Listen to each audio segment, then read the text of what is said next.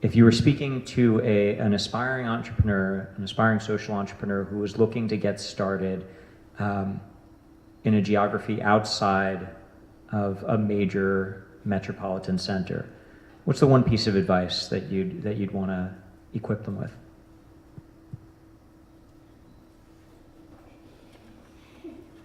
30 seconds. Probably more than anything else, know your network and build your network in the place that matters most. If you're working with farmers, talk to farmers, go be there. If you really need also the resources from the city, then you need to build that network as well. I mean, your network is your net worth. It doesn't matter if you're in the city or in the country. And also, you can get Wi-Fi anywhere. Almost. You'd be surprised. Some of these like Wi-Fi in rural areas, you're like, yeah, little cafes. Okay. We'll trade shops. We'll trade cafes. Julia, you want to go? Oh, sorry, the internet was unstable, ironically.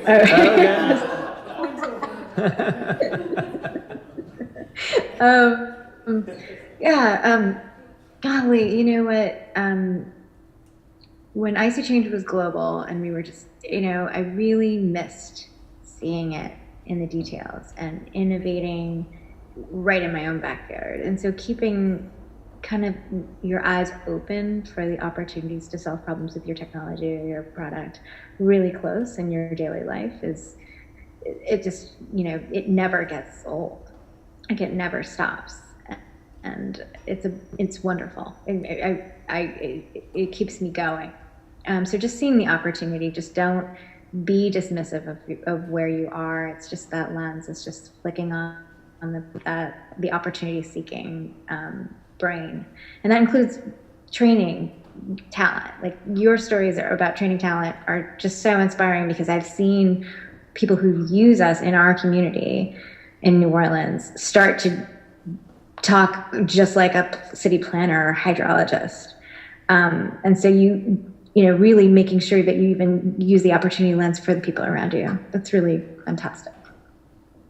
Okay. I've had the opportunity to listen to two people's answers, so that helps. So I would say I have three things. One, I agree that network is very important because you need people supporting you throughout what you're trying to accomplish.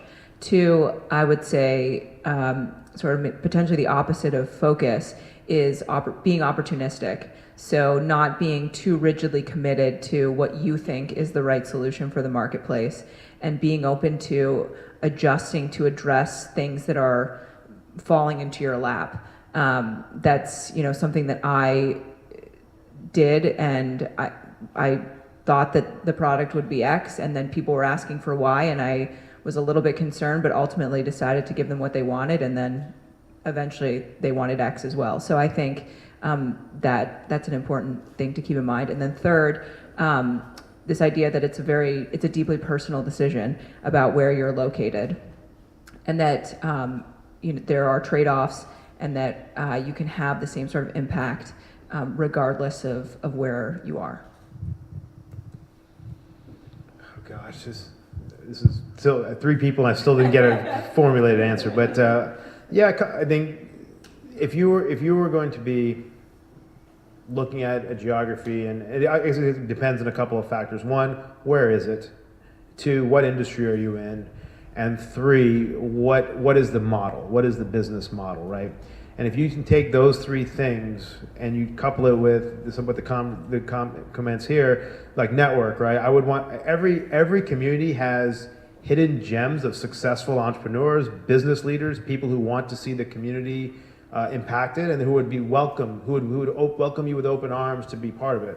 Unfortunately, sometimes, even though that's all goodwill, it doesn't really help you move the needle. Everyone wants certain things to happen, but sometimes they're not equipped with their network resources or abilities to help you. So I think that what I would do in that one piece, after kind of combining all the different things that were set up here and those added things, I would find out who in this country is doing the closest that you want to do, or something similar that is doing it at scale, is doing it as successful, that may be one of the better people in the world, and ask them out for coffee. I mean, I have done that on a number of occasions where it's caused me to turn left on my own business models, or it put me something where I thought, oh my gosh, that was the missing ingredient to turn this from a feel-good project to a business case that actually had real ROI. I mean, these are the kind of things that you have to put yourself in those situations, those uncomfortable situations, right? Sometimes, but you'd be surprised. I mean, I'm never surprised at how many people are willing to meet with me when I ask them, and for fear of name dropping, I won't even mention. But I mean, but it's like that was it. I had a bourbon, and I was like, yeah, I'm going to email this guy, or I'm going to LinkedIn this guy, this girl, and they're up too. So I was like, okay. So I think those all are resonant, but you know, fight the good fight. That's what we all are trying to do. But we're also doing it in a sort of pragmatic way, a systematic way. And one piece of advice that I got that was tremendously important to me a couple years ago was by the founder of Humana, Mr. David Jones. He said, "Profit is not a bad word."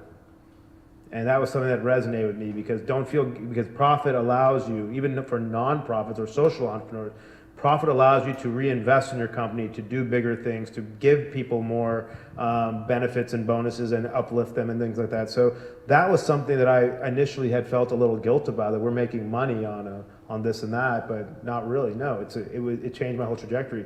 So something like that. Those are kind of the nuggets I would share with you. But thank you for having me, and I hope that it was a little bit enlightening. It was enjoyable for me as well.